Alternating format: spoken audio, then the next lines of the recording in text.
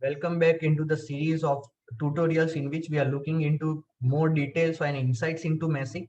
So for details of mesh generation, now we once we have made the mesh, what our primary task is to check how good or bad your mesh is. So that is saying it as how to evaluate the mesh. What are the parameters? So let's look into each parameter.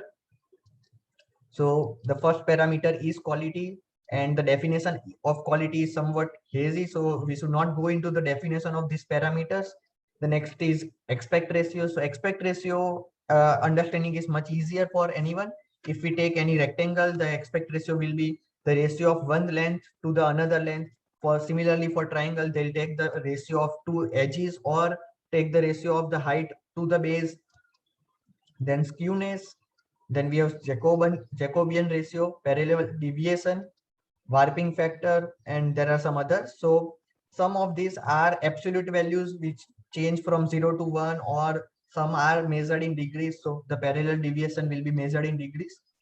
So these are the all different kinds of mesh parameters which we can look: the characteristic length, orthogonal quality, skewness, maximum corner angle. So there are some range of values which are there for each of these parameter, and then there are the ideal value you should achieve in your mesh. So I also give you the ideal value or the best value you should aim for in your mesh. But let's first look into what the mesh quality or the mesh matrix is. So this is a sample of a mesh metric in which you will be given, if I choose the element quality, this is the element quality mesh metric. So there are the element quality which is on the x-axis, and on the y-axis I'll have the number of elements of each of the mesh quality. On the top bar I have a legend in which it shows the different types of elements I have. So I have wedge type of element, I have hexagonal type of element. Number of nodes are also written. So yeah, I have 15 nodes, I have 20 nodes on them, and there are more controls which are available over there. So we'll look at into this into our ANSYS workbench, and later I'll also give you the ideal values.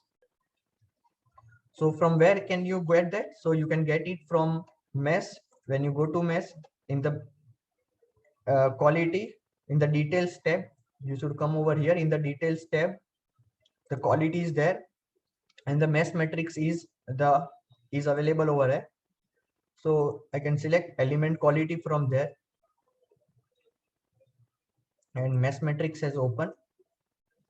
So this is where they have shown me the different type of elements are available. So the quality of around, like if I click on it, they shows me that it was 0.98. Then I can select on it. So different quality, the type of element is shown on top, and when I click on this, it shows me or highlights my elements in my modeling space. So these are the elements which has the quality of 0.93, something above 0.93, and the number of elements will also be highlighted. So I can go to uh, controls and look at into more features which I have. So y-axis I can change the percentage of volume or area and number of elements, and over here I can click if I want to have a specific type of element which I want to see. So over here I had only one type of element in my mesh. So if there are multiple number of elements, I can choose one and choose not to see others. So all others are not available for me, all are others frozen. But if there were number of other elements also there, then I can select specifically and view them in my modeling space. So that's how we can check the mesh metric. You can go for aspect ratio. So I have aspect ratio ranging from 1 to 2. Then we have Jacobian ratio, uh, parallel deviation. So all the things are available in my, the skewness is there. Then we can see warping factor, orthogonal quality. So the orthogonal quality is much more. It's almost close to 1 for higher number of elements. So now let's look into the ideal values of these parameters. So for each of the parameter which we had seen in mesh metric, I have listed down the range and the ideal values.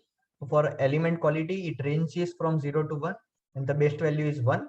For aspect ratio, it can range from 0 to infinity. and the best value should be 1, such that it is a square. If it is a four-sided, it is a square. That's what aspect ratio of 1 will mean. Then if we have Jacobian ratio, it ranges from -1 to 1, and the best value is 0. But you should ideally not go for any negative values. You should always try to have Jacobian ratio higher than 0. So from 0 to 1 should be your preferable range, minus the negative values should be avoided. Parallel deviation is 0 to 180, the best value is 0. And the important thing I want to tell you is, so there are multiple number of parameters which we have seen over here, and it is not possible to have or achieve best value for all of them at the same time. So if you try to achieve higher element quality, it may be possible that your parallel deviation increases and it is not towards the best value, or your skewness reduces, or like skewness increases and it is close to a worse value of 1. So it is a trade-off between different parameters. So generally my practice had been, I just check the element quality and aspect ratio and ignore all of other all. So if I just try to achieve the element quality of 1, the aspect ratio based value is noted as 1. But here's a catch: if your model has retency, like it is going to just be useless to have a smaller number of elements or square elements in a case, then you can have an aspect ratio as large as possible, to even 40, 50, 100. So that's also possible, and in some cases a higher aspect ratio of 50, 100 are also preferable. So that is a highly specific case, but these are the ideal general values for anyone to start with. So that's all for it. Thank you.